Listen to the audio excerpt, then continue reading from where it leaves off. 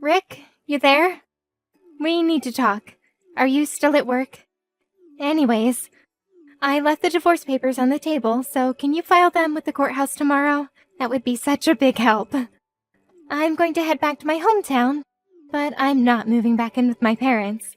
Now that you know about the divorce papers, I don't ever intend on coming back here. I don't plan on telling you where I'm going. It's also helped a lot that you've been so busy at work. It's given me a chance to pack my things at a slower pace without you noticing.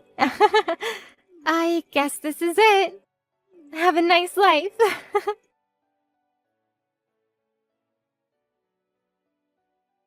Excuse me, what is with all these messages?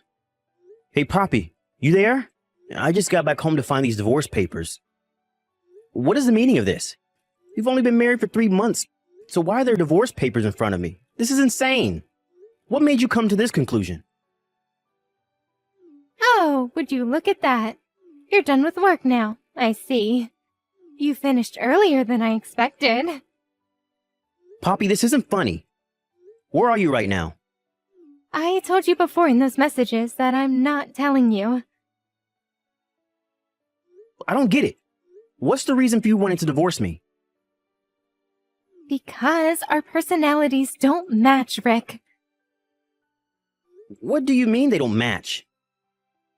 After being married for 3 months and then living together, I started to notice our differences a lot.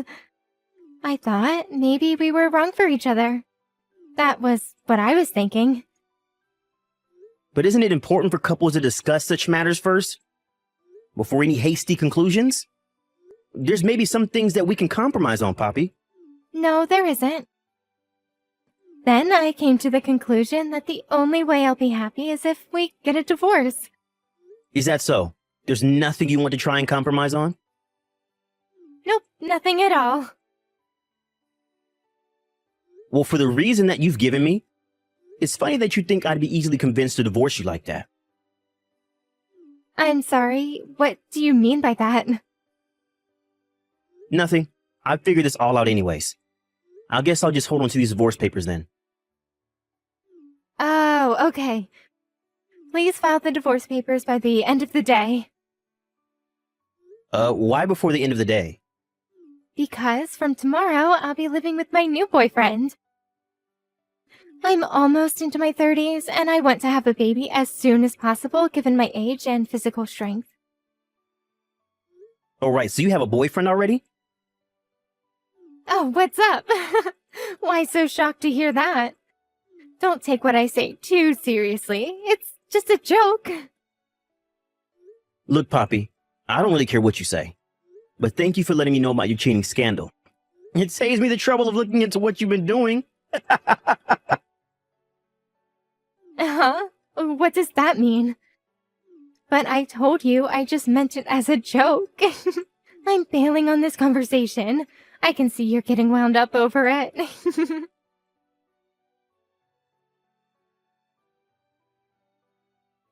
What is this thing about me paying alimony to you? This must be some sort of sick joke. I was just joking, and now you're trying to find out things about me? Are you for real? I was relieved that I hadn't had a peep out of you in for over 2 weeks, and now this? Poppy, what are you talking about? Is it okay to say now that I sent a content-certificated piece of mail and its arrival at the house you're living with Joe? I'm sure you also got an envelope with photo evidence inside of your affair delivered to you too, right? I don't care about that. How do you know about where Joe lives? I tracked down any mutual friends that we have, and they knew of his address, and they told me when I told them what was going on.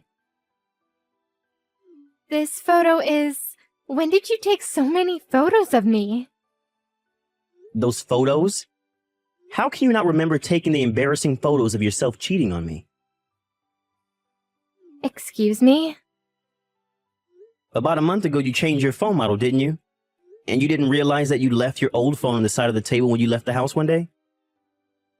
Really, I don't remember that. But for some reason, it was still left to be charged and it had no lock on it. Right after you left and before I messaged you, I looked at the divorce papers on the table, and I thought then and there that my suspicions were confirmed to be true. Oh, oops. I completely forgot about that other phone. I said what I needed to say at the time, so it saved you the trouble of collecting evidence. And your point is? My point is this. It's such a cowardly thing to go out of your way to open up about your feelings over the past 2 weeks, to try and get alimony out of me. I didn't intend to blurt it all out. But since I had consulted with a lawyer and made the right preparations, it took a couple of weeks to organize. It doesn't change the fact that I was taken by surprise. I don't think someone who willfully cheated on me should be able to comment that sort of thing. You should have expected that to happen. To make you see how sinful your actions have been, let's look into your lover, shall we? Look into him? Now wait just a minute. Your lover is Joe Tillins. He was in the same year as you in middle school and high school. When you were in your second year of high school, you started dating him.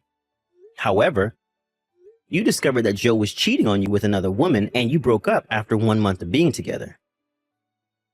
Can you stop with all this crap, please? After that whole debacle, you both graduated high school and went your separate ways. 2 months before we got married, you went to your middle school reunion and happened to meet up with Joe again there. At that same reunion, you and him hit it off like old times and really got excited to be around each other. So you skipped out on the reunion and went to the hotel instead. I get it, all right. Would you please just stop it? I know what your heart's truly seeking. You want your alimony. You must know that Joe is quite rich and your aim is to take that away from him. That's not it, Poppy. It's got nothing to do with him being rich. I'm just exercising my legitimate rights with being cheated on by my wife. Yeah, whatever you say, Rick. It doesn't matter how you think about it. Anything you think about is fine by me. I guess I can't help it if you found out these things.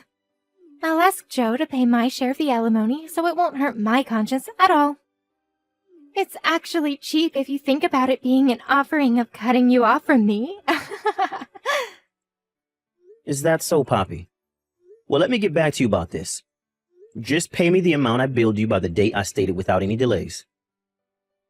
Yes, Rick, I'll do that. I think that I can marry Millionaire Joe, and it's only a few $1,000s, so it won't be a big expense for me to pay you. Oh, okay. It seems that Joe has been excluded from his family inheritance because he's not blood related to his wealthy father. Wait, what? Rick?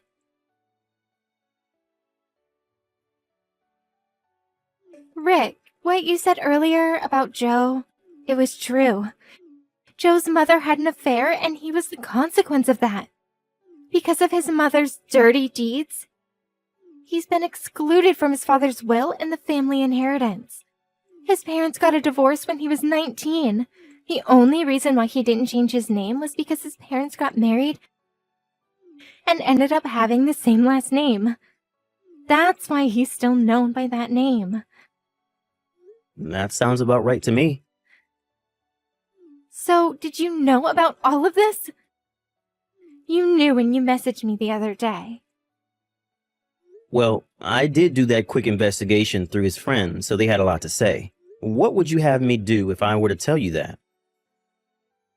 I would have gone back on my plans. What's that supposed to mean? I won't have to pay the alimony if we work this whole thing out. I want to start all over again with you, Rick. If we're with each other, it would be a win-win for both of us, right? How is there a win-win in this for both of us? What do you mean by that, Rick? The fact that you had an affair isn't going to disappear from my mind. So even if you decide to change your mind about all of this, you still need to pay me the alimony. You've caused so much grief, and I would never forgive you for cheating in the first place. Naturally, I'm not even going to consider unraveling this whole mess. Starting over with you again, Poppy, would seem like a punishment to me for taking back someone who had an affair. Once a cheater, always a cheater. But, Rick, we were a great couple up until 2 weeks ago. How can you give up on your love for me so easily? It's not about that, Poppy. Are you really saying that considering you're the one who cheated on your husband? But we had a beautiful wedding ceremony. Surely you remember that amazing day. But what was the purpose of that ceremony if this was going to happen? Anyway, I have no plan to get back together with you. It's not happening. Please just give me my alimony before the deadline so I don't have to take you to court. I've had enough. Don't say those things, Rick. Please, you've got to give me another chance. I have no way of paying the alimony, so can you think about getting back together? Because if we do that, we can go right back to the way things were, right? I have no idea what you're saying. As I said earlier, it doesn't matter if you changed your mind about me or not. You still owe me my alimony. There's no way you can get away with saying that you can't pay because you've run out of cash. About that. So my parents are really angry at me for what I did, and they're so angry at the fact that I tried to move back in with them. I got into a fight with Joe, and he told me to move out of his apartment by tomorrow. All I have left now is you, Rick. Please. I hate really vague conversations, Poppy. I'm not getting into this with you. No matter what you say, you still need to pay me the alimony no matter what. I'm not letting you get away with anything. But, Rick, don't be like this. I'm not replying to you anymore. Sort out your own problems and pay me my alimony.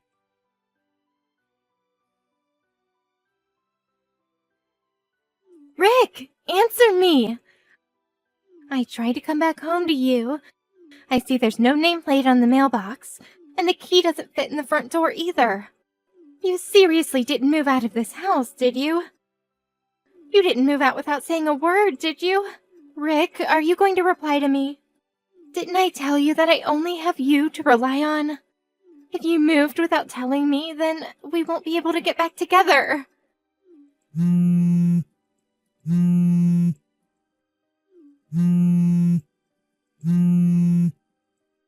Rick, don't ignore my calls and messages. Answer me.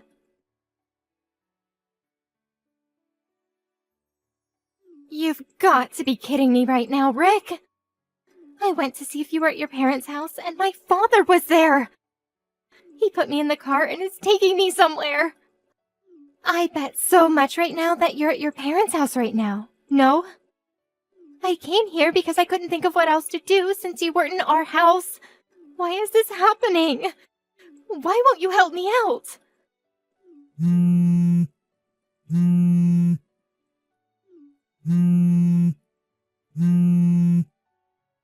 If you've gone back to your parents' house, you know that you'll not be able to see me anymore. Are you fine with that, Rick? Rick, answer me! I'm so sorry! Don't leave me on my own. Why do you have nothing to say to me? You've not even read a single one of my messages. I want to be with you.